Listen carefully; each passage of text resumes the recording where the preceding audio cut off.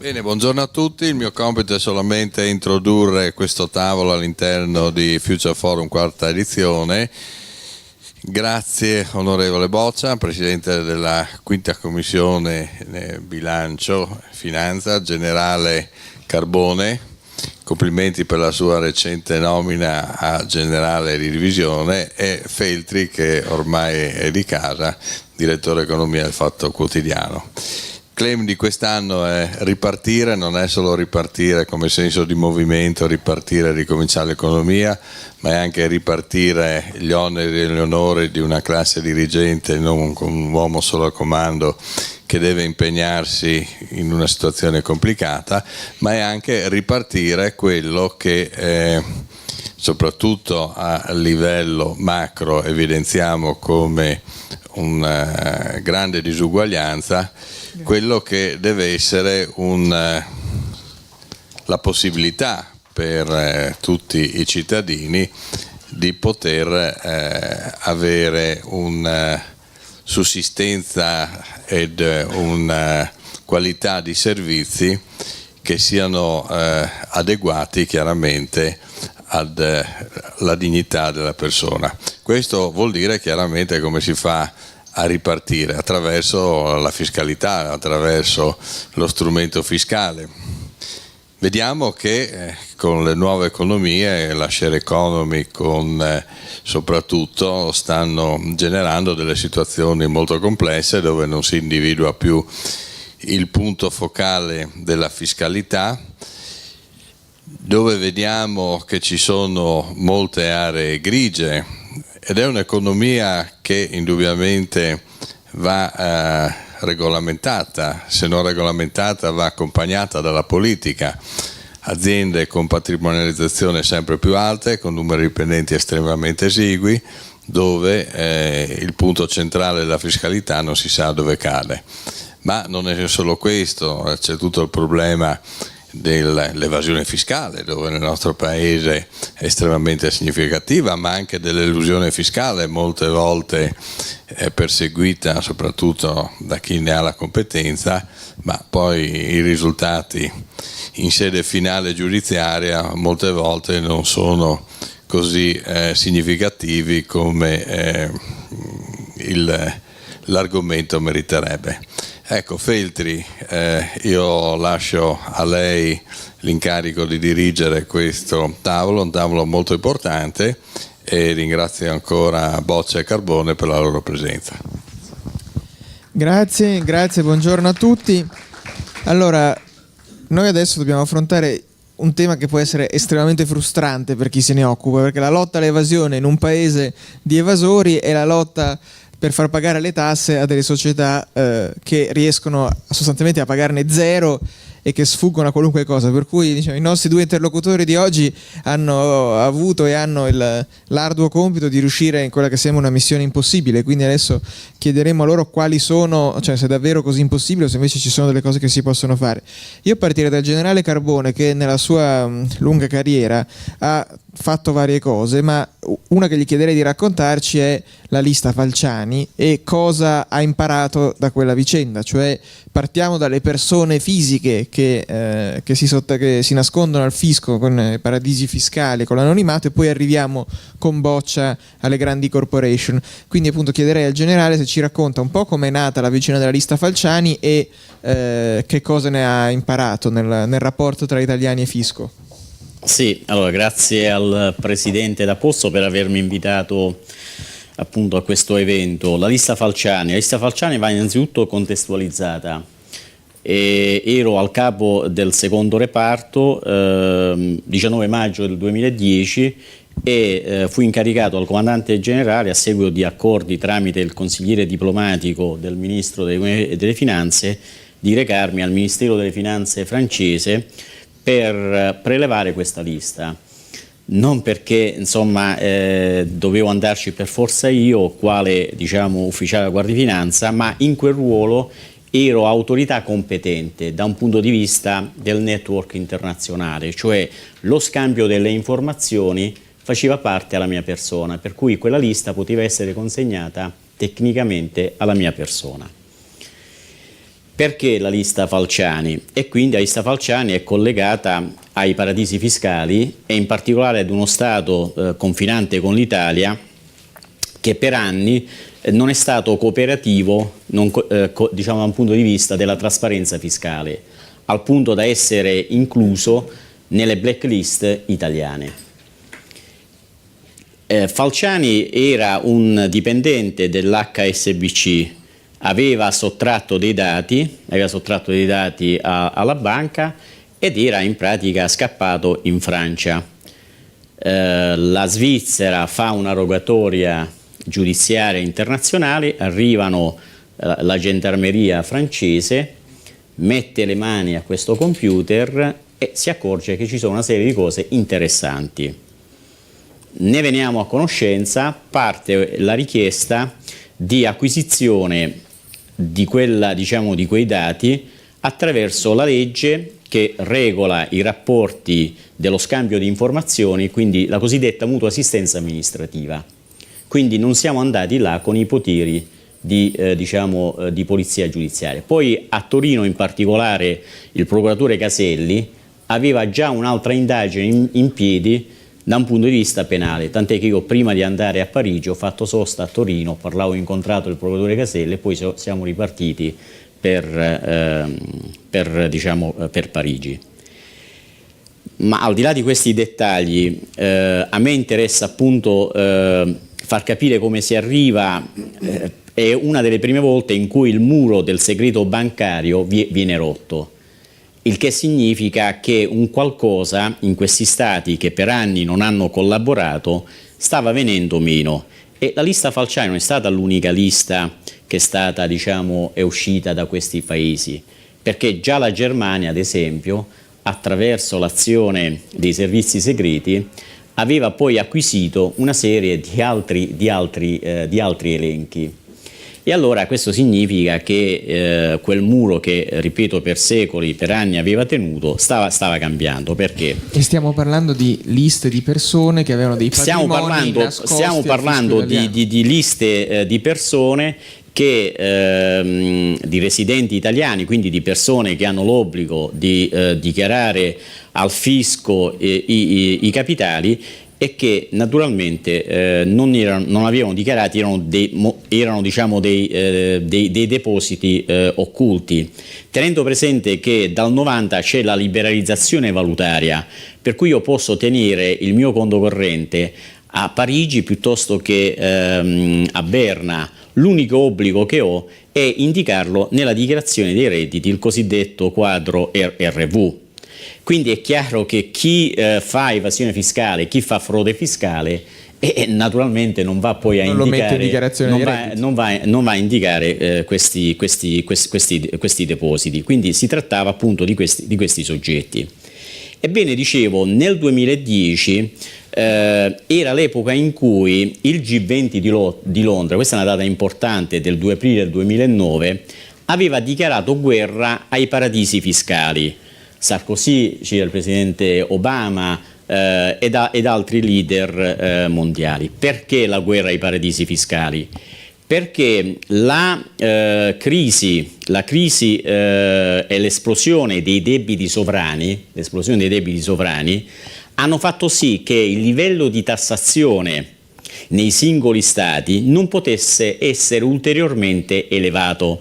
Nella scienza delle finanze c'è un principio molto importante che dice che le pecore vanno tosate e non scorticate, per cui con un livello di tassazione oltre il 43% è chiaro che non si può aumentare il livello di imposizione e da qui, a fronte appunto dell'enorme debito pubblico, la necessità di recuperare quelle imposte su quei profitti che vanno oltre gli stati. E allora questo ha spinto chiaramente i grandi della terra a dire bisogna far pagare, dobbiamo cercare di far pagare le tasse a chi chiaramente non le paga nel territorio. E da lì sono partite una serie di iniziative, poi potremmo scendere nel dettaglio, che hanno costretto gli stati, la Svizzera, ma pensate San Marino era nella blacklist, oggi è whitelist.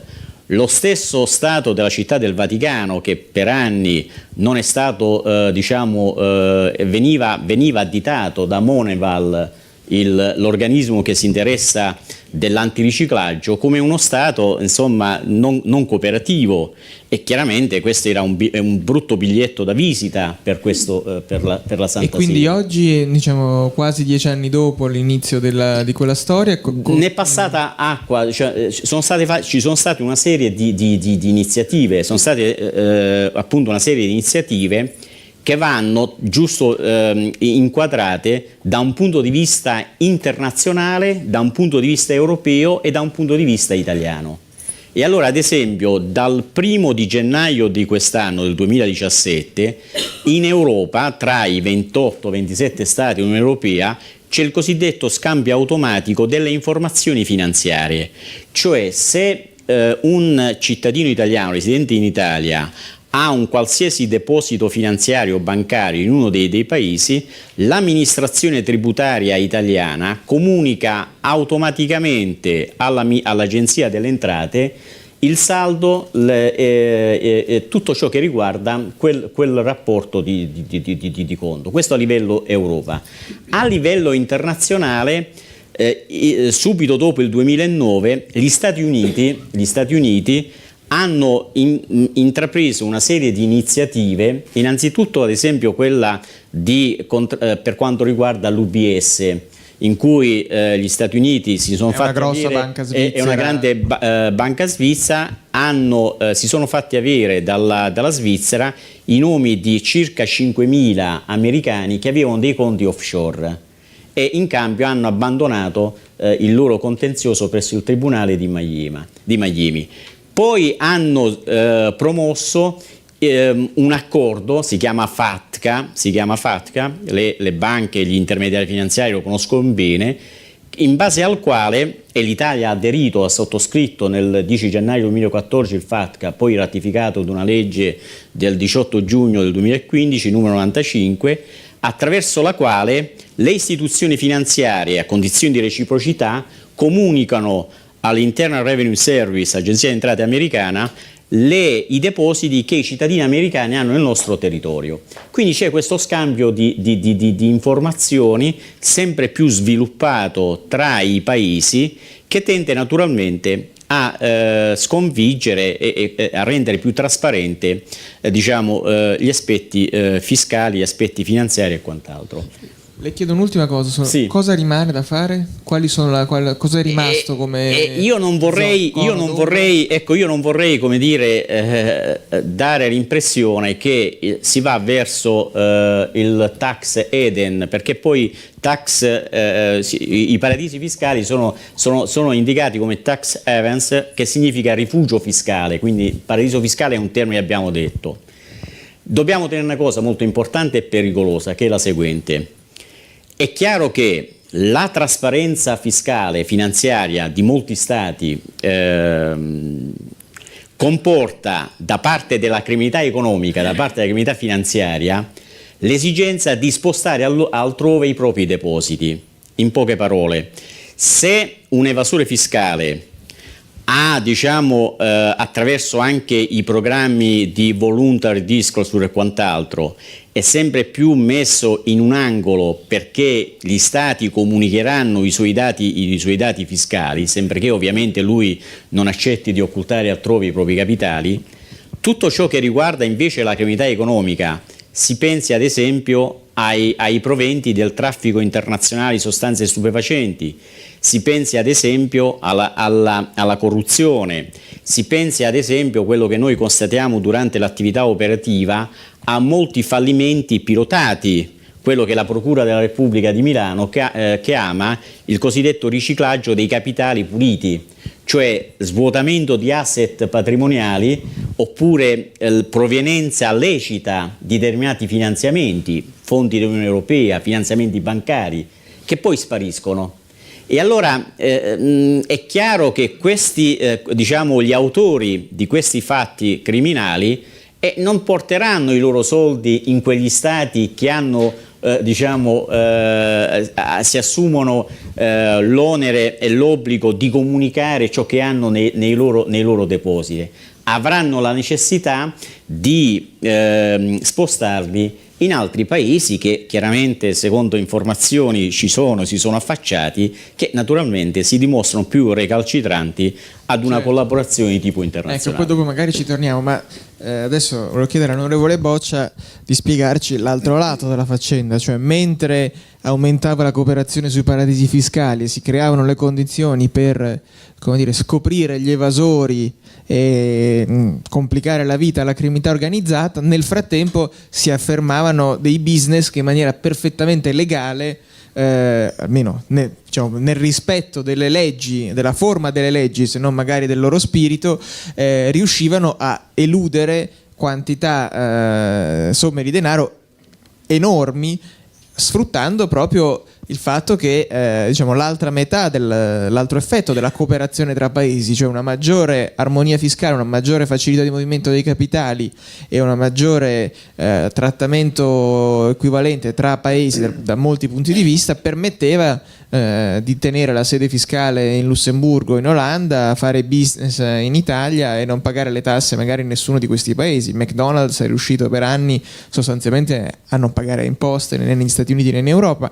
Allora l'onorevole Boccia da anni sta lavorando su questo tema e è arrivato più volte a un passo dal riuscire a introdurre quella che si chiama, con nome un po' infelice, la web tax, come se fosse una tassa sul web. In realtà è una tassa su quelli che fanno affari grazie al web, e quindi volevo chiedere se ci spiegava un po' qual è la difficoltà, perché è fallito il primo progetto e adesso in che stadio siamo, insomma.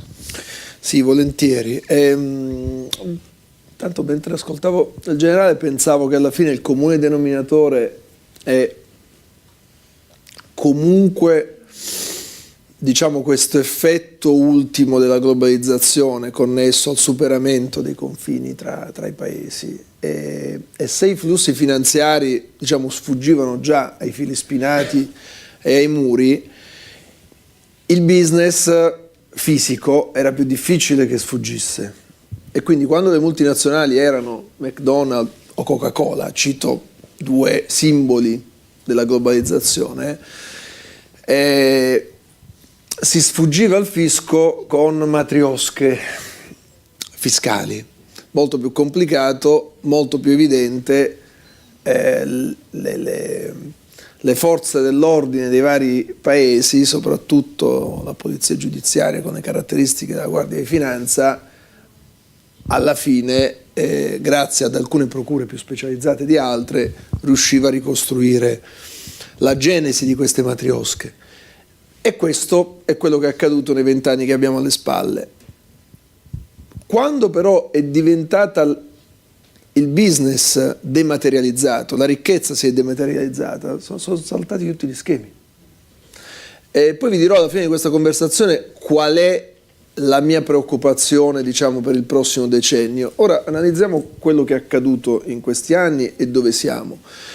All'inizio degli anni 90 una direttiva comunitaria che aveva un senso storico definiva per tutto quello che avveniva attraverso internet o con internet o per internet portatori di business solo se ci fosse una stabile organizzazione fisica. Vi dico questa cosa perché intorno a questo concetto sono state compiute le peggiori nefandezze finanziarie, diciamo, negli ultimi 10 anni. Perché ancora oggi, se trovate sulla vostra strada di imprenditori, di professionisti, di start-uppers, di analisti, uno che vi dice sì, però non c'ha la stabile organizzazione, delle due l'una: o in malafede e quindi è connivente, o non ha capito dove siamo. Questa roba nasce all'inizio degli anni 90, quando, lo dico ai giovani, che diciamo molti sono nati già digitali o qualcuno si è trasformato in digitale, quando quelli della mia generazione, mettiamola così, tutti quelli che hanno i capelli più bianchi dei miei o li hanno persi prima di me, siamo usciti dall'università e internet non c'era ancora. Io sono laureato, ho finito l'università nel 91. C'erano i computer, ma erano scollegati tra loro, quindi avevi la macchina lì, e potevi fare la tesi se ti andava bene, che era diversa dalla macchina da scrivere, però veniva stampata anziché stampata sulla carta, ma non c'erano collegamenti e internet poi, intranet prima e internet poi esplodono tra la fine degli anni 80, 89, 90, 93, 94. Aveva senso parlare di non stabile organizzazione per diffondere internet e business connessi a internet. 23 anni dopo è inammissibile che questo sia ancora un dibattito che noi facciamo in Europa.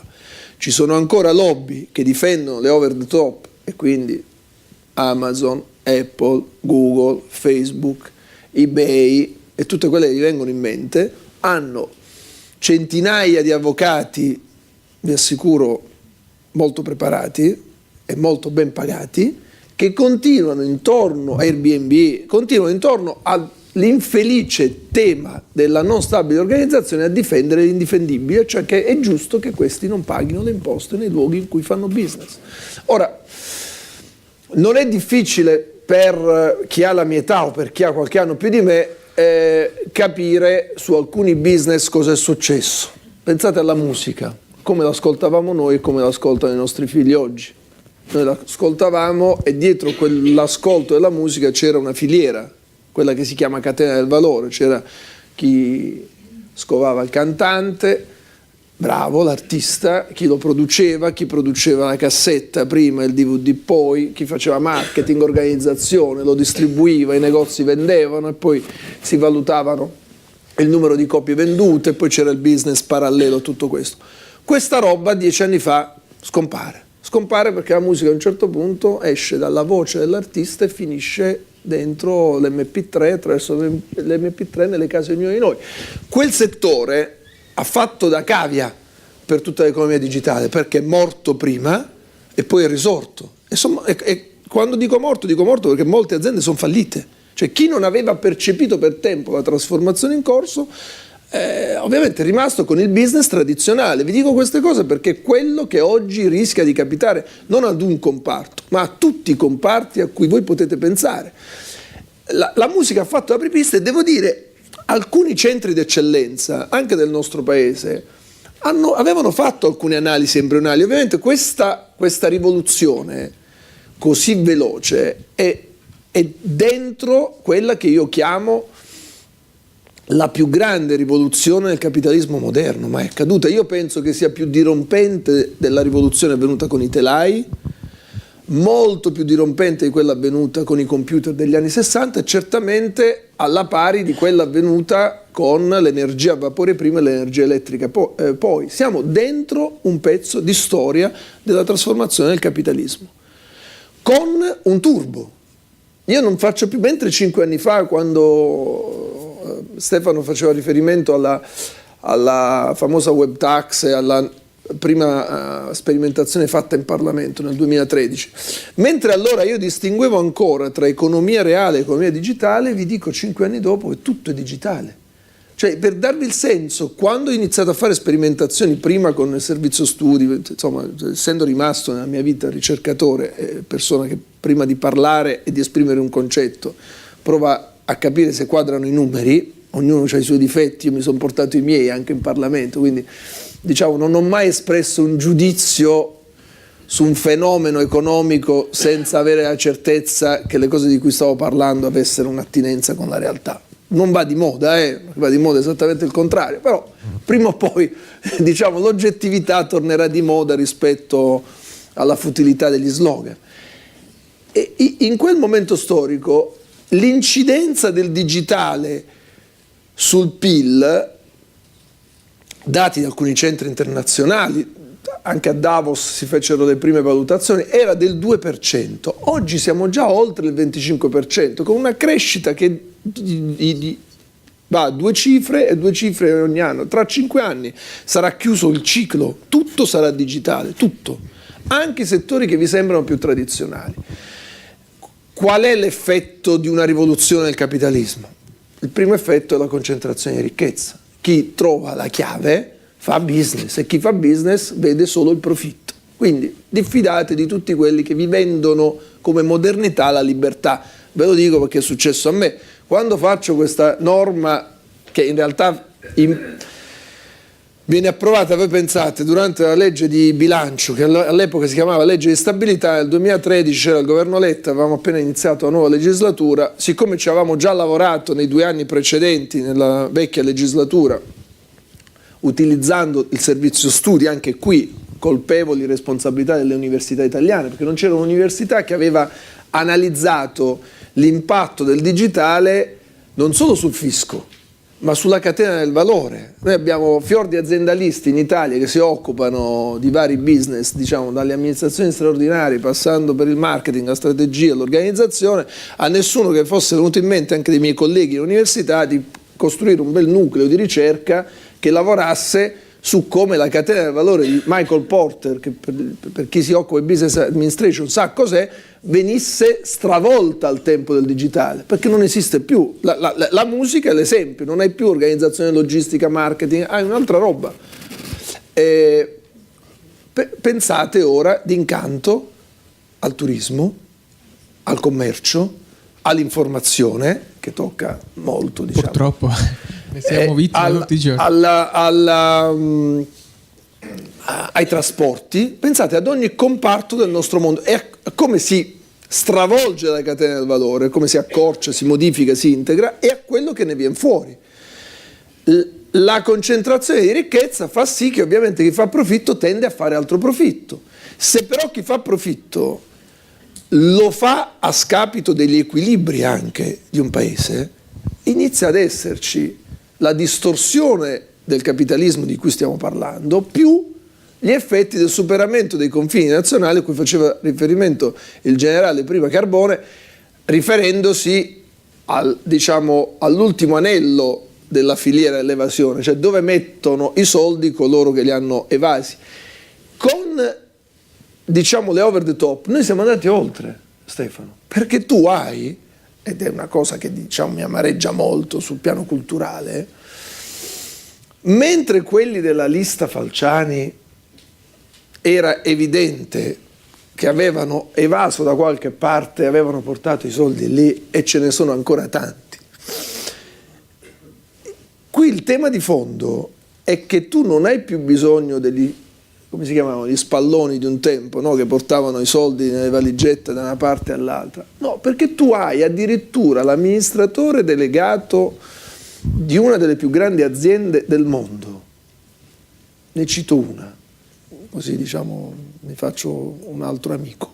Apple, Tim Cook, che si permette di dire, venendo in Italia, e la stessa cosa fa quando va in Francia, e non incontrando gli spalloni, ma incontrando i presidenti del Consiglio, si permette di dire: se vi permettete di dire che io sono un elusore o addirittura un evasore fiscale e insistete con sta storia che l'Irlanda deve avere 13 miliardi, cosa che deve avere, perché l'ha deciso non un passante, l'ha deciso la Commissione europea, e dice tu devi restituire 13 miliardi al fisco irlandese. Anche se il fisco irlandese non li vuole, ma glieli devi dare lo stesso. Stavo arrivando proprio lì, stavo alla perdita di sovranità dei miei amici irlandesi. 13 miliardi per l'Irlanda è l'equivalente di un anno della sanità irlandese, è come se all'Italia un gruppo dovesse restituire 110 miliardi. Pensate alla debolezza della politica irlandese, perché il governo in carica irlandese fa ricorso contro la Commissione europea per non avere i 13 miliardi. Io, quando ho toccato con mano questa roba, ho detto è finita. Cioè, se la politica, quella nobile, non interviene presto, tra 3, 4 anni, 5 anni, sarà una catena, avrai altri governi che faranno la stessa cosa. Quando un signore come Tim Cook si permette di dire, se insistete su questa roba, e lo dice al suo governo di riferimento, quello americano, se in Europa continuate a darmi fastidio, io sposto i miei soldi offshore. Ora, se lo dice un imprenditore italiano in questa sala, sposto i miei soldi offshore, loro hanno il dovere di avvertire, diciamo, il primo magistrato e di avviare immediatamente le indagini su quel signore. Nel giro di qualche giorno, diciamo, trovano la camionetta sotto casa, giustamente. Noi non solo gli mettiamo il tappeto rosso per terra, non solo il direttore di qualche autorevole giornale italiano va a fargli l'intervista, poi lo ospitiamo e gli diciamo: spiegaci il segreto del tuo successo. Il segreto del tuo successo è l'evasione fiscale. È semplice. Che strumenti sono rimasti a questi governi così come dire, catturati le regole, dai loro evasori? Stefano, io non conosco, io anche in un mondo ipermoderno mi arrampico sempre su principi antichi che funzionano sempre. Le regole, l'equità. Se tu fai business nel mio paese, mi paghi le tasse qui, la web tax, io poi non l'ho mai chiamata web tax, mi è rimasta appiccicata addosso, hanno chiamata questi, diciamo...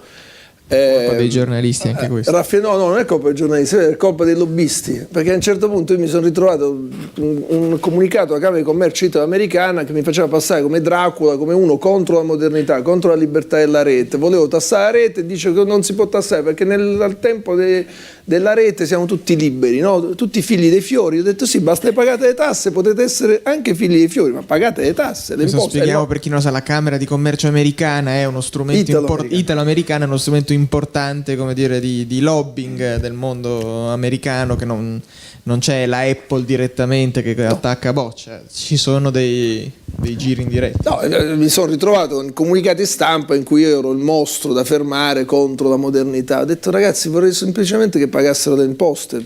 Posso chiedere a Apple, a Amazon cosa succede. Qual era la proposta di allora? Tra l'altro approvata, quindi qualche giorno il nostro ordinamento legislativo ha visto questa legge, poi è stata prontamente cancellata dal governo Renzi, possiamo dirlo. Dal mio segretario di partito. Anzi, dal presidente del Consiglio Renzi in prima persona. Facendo anche un tweet. Giustamente, ha usato gli strumenti delle società che voleva tutelare. Poi qualcuno si chiede perché non andiamo d'accordo. Ha fatto un tweet da un iPhone sicuramente, quindi come dire, era tutto coerente. Così. Che cosa dicevamo allora? Dicevamo anche nel tempo della ultramodernità, anche nel tempo digitale, anche nel tempo in cui tutto si consuma velocemente, se tu quel servizio lo fai sul territorio italiano per un consumatore italiano e per un'impresa italiana, tu almeno le imposte indirette, l'IVA, me la paghi qui. Poi possiamo discutere sulle imposte dirette, se la tua sede europea ce l'hai a Dublino o in Lussemburgo. Io come capo del governo dovrei arrabbiarmi con il mio presidente di commissione Juncker, perché non è possibile che sono passati anni e stiamo ancora a discutere di quali devono essere le soluzioni che dobbiamo trovare in Europa sul pagamento delle imposte dirette. Come vedi, McDonald's e Coca-Cola sono diventate le mammolette rispetto a quello che viviamo oggi qui, perché se non altro a Coca-Cola l'IVA ha sempre pagata qui, cioè la Coca-Cola, che è il simbolo della globalizzazione, ha sempre avuto in Europa, suo malgrado, 28 partite IVA, 28 erano i paesi, ora 27 senza il Regno Unito, 27 partite IVA. Poi discuti se pagare le imposte dirette in un paese e quanto pagarne, ma almeno le imposte indirette. Questa roba ci deve portare a percepire che in Italia in questo momento ci sono almeno 32 miliardi di base imponibile, stimata da noi alla Camera, dati trasmessi alle agenzie delle entrate, quindi non è che lo Stato non lo sa, noi abbiamo 32 miliardi di base imponibile totalmente evasa, nel senso che l'IVA su questi 32 miliardi non viene pagata. Commercio elettronico in Italia in questo momento è 17 miliardi, il 90% è nelle mani di Amazon. Amazon, se comprate qualcosa a Amazon vi arriva la fatturina da Lussemburgo. Per me quello è un reato. Non riesco a dimostrare alla mia constituency in Parlamento che quello è un reato. E quindi che cosa, quando feci la norma, feci la norma in vari pezzi. Un pezzo è rimasto in vita, che è la cosa che consente oggi alla Procura di Milano, alla Guardia di Finanza, di fare alcuni accertamenti, cioè il ruling, la tracciabilità. Loro oggi possono avere le informazioni sulle carte di credito e sul pagamento attraverso le carte di credito, quando io, purtroppo, diciamo, malvolentieri, ma non per mia figlia, ma per gli effetti. Quando mia figlia mi chiede la canzoncina da scaricare e io faccio click, ma c'è la mia carta di credito che gli fa scaricare 0,99 centesimi la canzoncina, e purtroppo quando mi arriva via email la ricevuta, mi arriva la ricevuta di un business perché nonostante io l'abbia fatto qui per mia figlia, che è italiana come me e lo consuma qui quel business, mi arriva la ricevuta però con la sede di business che è Lussemburgo o Dublino, e vale sia per la musica come per i servizi. Se noi non superiamo questa roba, quando feci la norma mettemmo il ruling consente loro di fare le indagini, la procura di Milano o altre procure di fare le inchieste. La cosa che mi fa arrabbiare è che noi facciamo pagare le imposte a questi qui dopo aver fatto le transazioni. Cioè non è che ora non stanno pagando, no? Perché Amazon ha fatto l'accordo con la procura di Milano, Google ha fatto la stessa cosa, ma io dico, è possibile che le grandi multinazionali debbano pagare le imposte dopo le inchieste? Cioè, prima dobbiamo mettere la pistola sul tavolo con la per giustizia, sganciare qualcosa. Comunque tu sperperi uomini, energie, cioè io vorrei che loro si occupassero di tutto il resto. Non stiamo parlando di grandi imprese. Le grandi imprese le pagano automaticamente le imposte. Tutto questo non accade perché c'è ancora resistenza, perché ci sono lobby a Bruxelles che non consentono l'accordo europeo, e siccome io ero straconvinto che in Europa non si trovasse l'accordo, avevo detto partiamo noi, così i francesi, così i tedeschi. Quando siamo partiti c'è stato il panico, soprattutto nelle multinazionali. Io ero additato come nemico numero uno, dibattito però reggeva, perché all'epoca c'era Montebourg, il ministro dell'economia francese, la pensava come me, e c'è stato anche un raccordo con i francesi, così i tedeschi. Non ce l'abbiamo fatta perché poi è stata la tela di Penelope, di nuovo è stata... E adesso com'è la situazione, visto che ci servono almeno 3 miliardi? Adesso io sto insistendo, come sai, finalmente il mese scorso anche il ministro Padoan ha preso atto che è una cosa, diciamo, che va fatta, e quindi l'ho sentito un po' più libero, devo dirti, rispetto a 4-5 mesi fa. Insomma, il 4 dicembre è passato anche per lui. Qualcosa.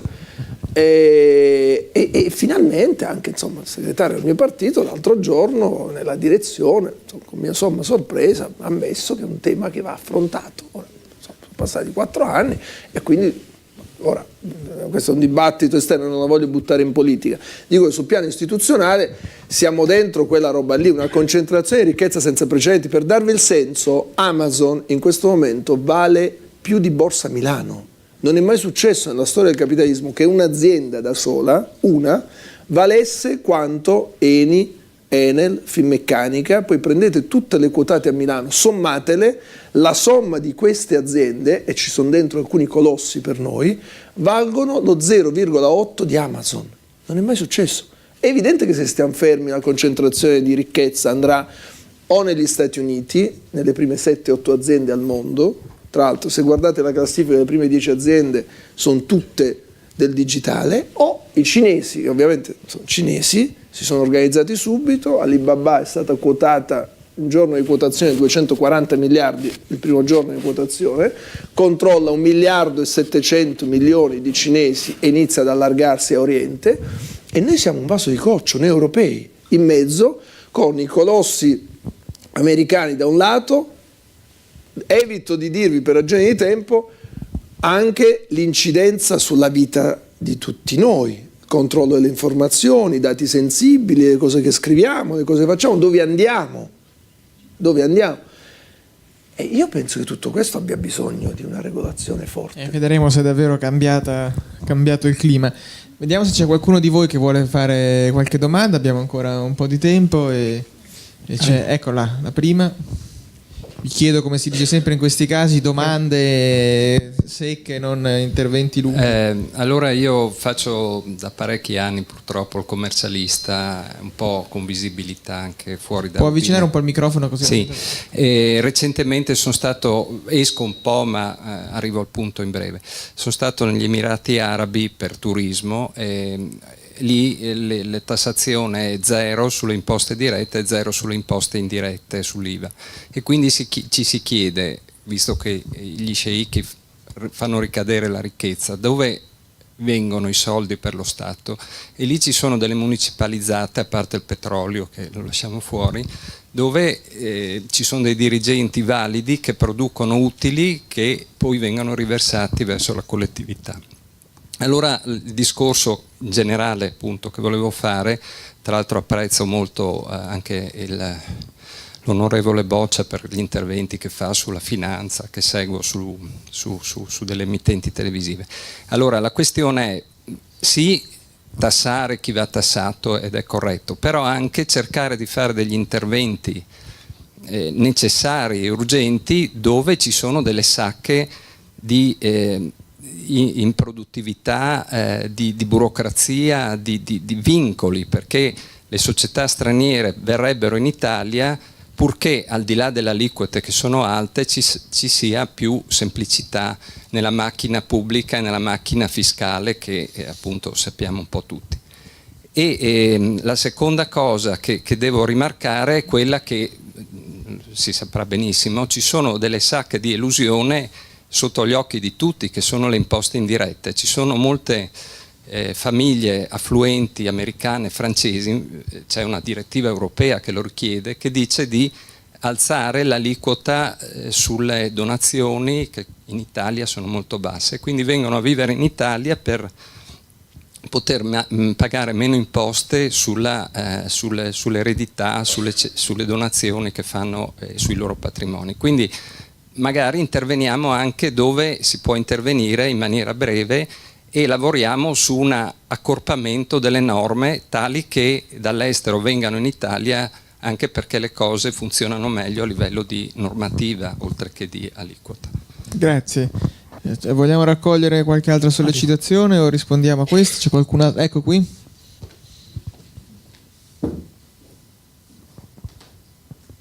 Sì, salve, io volevo fare una domanda, diciamo, che tenesse insieme l'analisi interessantissima che faceva l'onorevole, chiedendo, secondo lei non è solo uno degli impatti che ha, no? Quello sulla leva fiscale, diciamo, la digitalizzazione, ma ce ne sono altri due, secondo me, di enorme portata, che sono sul lavoro, direttamente sull'automazione, e sulla socializzazione dei processi produttivi, no? C'è una grande frase che dice: quando non c'è il prezzo, il prodotto sei tu, no? Quindi, allora, secondo lei l'introduzione di una tassa di per sé riesce a contenere la portata sistemica di questa rivoluzione? Perché io penso che in parte contiene e dà, cioè l'idea di fondo potrebbe essere: come reinvestiamo quel potenziale gettito che noi potremo incamerare grazie all'applicazione di questa tassa, magari provando a creare un nuovo modello di costruzione di piattaforme digitali, no? Che non è detto che debba essere estrattivo come sia il modello orientale che quello, diciamo,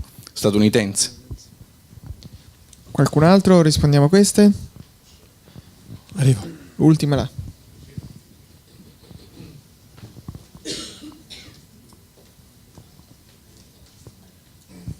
D'accordo su tutto quello che abbiamo sentito, va perfettamente. Io faccio una domanda un po' teorica. Con il sistema digitale la catena di valore però diminuisce, si concentra l'acquisizione da parte di monopoli, però complessivamente diminuisce, quindi a parte che poi può diminuire anche per le attività clandestine o libere che non sottostanno, diciamo, ai meccanismi delle grandi società. Cioè, c'è un teorico, diciamo Paul Mason, in post-capitalismo, che traduce questa cosa all'infinito, per cui ne deriva la fine, insomma, della costruzione di questo plusvalore, e quindi sostanzialmente un mondo in cui il capitalismo assumerà, cioè scompare e assumerà forme diverse nel momento in cui anche i grandi monopoli a un certo punto saranno costretti o dalla riduzione della catena del valore ancora sempre di più con la maggiore, diciamo, digitalizzazione, soprattutto col fatto che si liberano, no? I sistemi di comunicazione liberi, e che quindi sostanzialmente non riescono più ad estrarre valore dai loro procedimenti. È una domanda così teorica, cosa ne pensate? Adesso questo ci mettiamo per le prossime 4 ore e vediamo di affrontare i primi punti di quello che ha sollevato. No, vorrei partire dal generale, cogliendo uno spunto della domanda anche del nostro interlocutore, il commercialista. Ci sono delle sacche abbiamo, diciamo, la pecora da tosare è stata tosata, ma abbiamo tutti un po' l'impressione che ci siano ancora delle sacche dove invece di lana ce n'è parecchia, come diceva il commercialista, sia imposte indirette, ma anche siamo un paese dove c'è ancora un'evasione di massa, perché se mancano più di 100 miliardi di gettito al fisco, forse qualcuno che doveva essere tosato, oltre a quelli che ha detto Boccia c'è, perché così teniamo Sì, è chiaro che diciamo, la grande evasione a cui faceva riferimento l'onorevole Boccia chiaramente riveste una rilevanza fondamentale, anche perché poi il cittadino che si vede il controllo della Guardia di Finanza e Agenzia delle Entrate chiaramente dice venite da me, non andate da Amazon, si parla. Ecco, l'evasione fiscale diciamo in Italia viene stimata oltre 100 miliardi, 120 miliardi, di questi 120 miliardi 45, secondo anche la Corte dei Conti, riguardano l'IVA, l'imposta sul valore aggiunto. È chiaro che riflette il sistema produttivo italiano, il nostro diciamo, paese è un paese con circa 6 milioni di partite IVA ed è un paese costituito da piccole e medie imprese, per cui la somma chiaramente fa questi importi. E, devo dire che da un punto di vista, diciamo, ecco, si faceva riferimento prima all'attrazione e quant'altro, ma qui sicuramente l'onorevole Boccia avrà argomenti più incisivi di me per quanto riguarda alcuni provvedimenti che sono stati presi ultimamente, ad esempio l'elusione fiscale è stata, diciamo, tutta la disciplina dell'elusione fiscale su cui c'era incertezza e quant'altro, è stata prevista la non punibilità a livello penale, appunto perché negli altri stati diciamo non è punibile, quindi gli stranieri che vengono ad effettuare investimenti in Italia hanno la certezza che possono andare incontro a fatti amministrativi, ma sicuramente non saranno tracinati da un punto di vista nei tribunali, quindi e quant'altro. Io devo dire però che ecco, il discorso diciamo, dell'evasione non è soltanto collegato alle grandi aliquote quindi, e quant'altro, è anche legato a un fatto di coscienza civica, coscienza civile.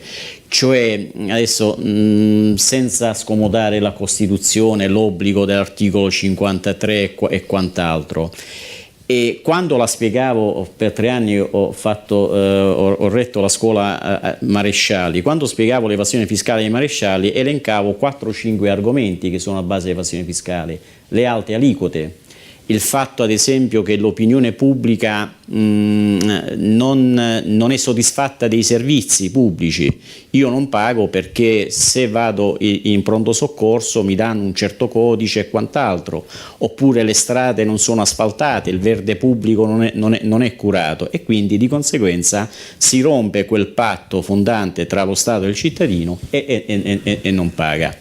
Oppure i cattivi esempi, ecco, la politica è corrotta, la pubblica amministrazione è sempre più assume atteggiamenti di burocrazia, si faceva riferimento a questo. C'è però un'altra causa che a volte non viene, è il fatto che diciamo, alla base di tutto questo deve esserci una coscienza civica che fa sì che ovviamente nel momento in cui si va a pagare, si deve pagare, è un obbligo che è stabilito dalla Costituzione. Sul discorso poi di questi numeri, io prendo sempre ad esempio gli scudi fiscali che sono stati fatti nel nostro Paese, perché poi dobbiamo parlare di cifre concrete. Dobbiamo sapere che io ho approfondito in un libro per cui il primo scudo, la prima sanatoria valutaria l'ha fatta all'epoca del ministro della giustizia Togliatti, subito dopo il periodo fascista. Poi c'è stato nel 76, nell'88, e gli scudi fiscali degli anni 2000, di queste cifre dobbiamo parlare, hanno comportato la sanatoria di questi capitali. Nel 2001 sono stati sanati capitali per 54,6 miliardi di euro. E non ho finito. Nel 2003 il secondo scudo, 18,5 miliardi. Nel 2009 104,5 miliardi di euro. Nell'ultima voluntary, quindi quella che si è chiusa, adesso è stata riaperta, circa 60 miliardi di euro. Quindi in pratica nel giro di meno 15 anni, nel giro di 12 anni, sono stati sanati capitali per circa 270 miliardi di euro. Questi sono dati certi. Questi sono dati certi. Il PIL italiano di questi sono dati certi. Quindi... E allora a me ha colpito diciamo un esempio mi è capitato da un punto di vista del servizio, ecco, un piccolo imprenditore del senese, il quale aveva fatto una fondazione a Panama, aveva trasferito poi i capitali di questa fondazione in Svizzera e li aveva poi scudati. E allora è vero che c'è Amazon, Starbucks, Google e quant'altro, però è anche vero, ecco, che c'è pure l'imprenditore di Siena. C'è anche diciamo quella parte dei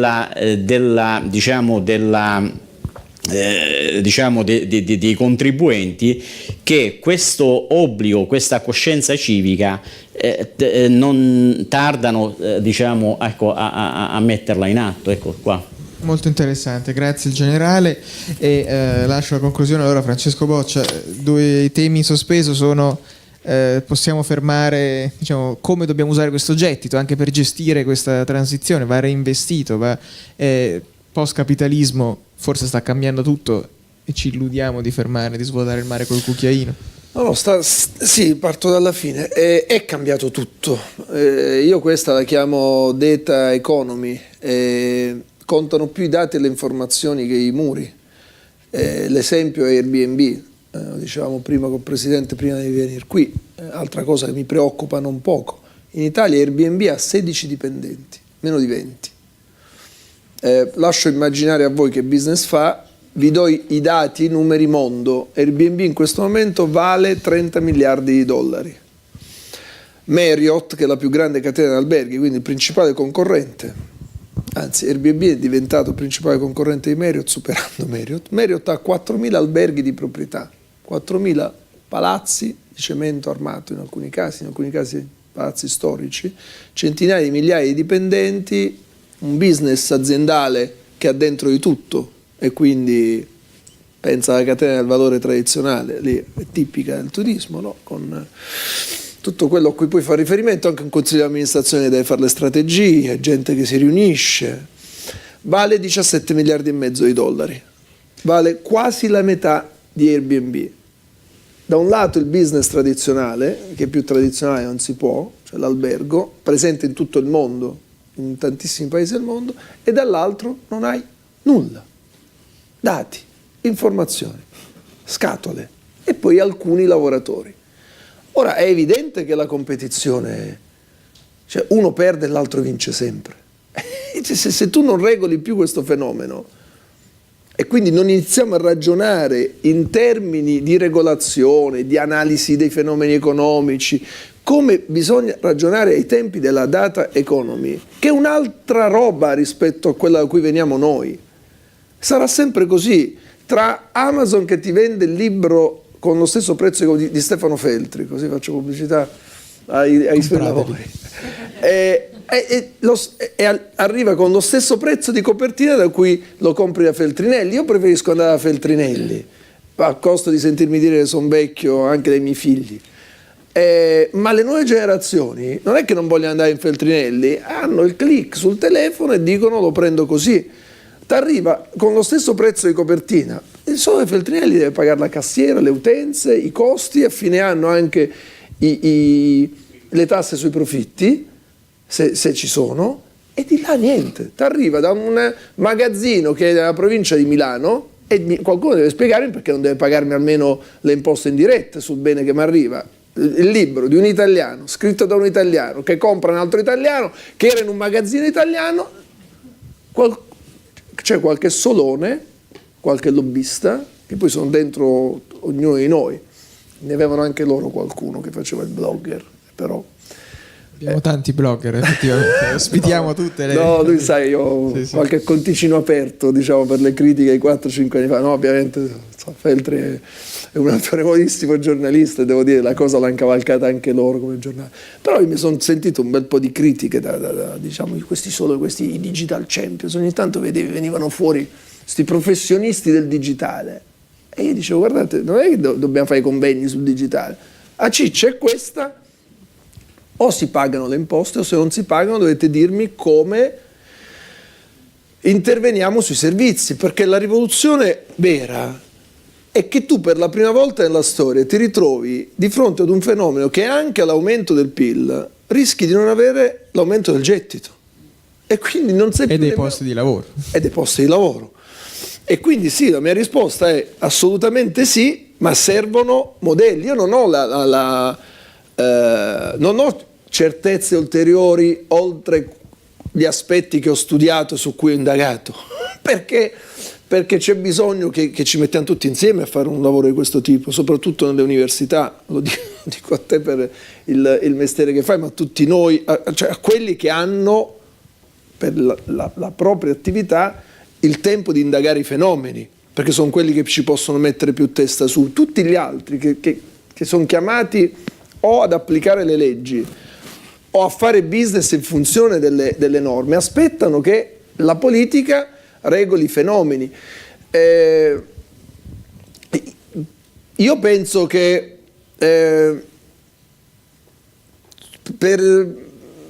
per i residenti non italiani, da questo punto di vista, diciamo, un approccio laico, non sono contro una tassazione speciale per i non residenti, cosa che hanno fatto in altri paesi, se però ha una logica, e la logica non può essere quella di vendere la cittadinanza italiana per un tozzo di pane, come è stato fatto con alcune norme che notoriamente non ho condiviso.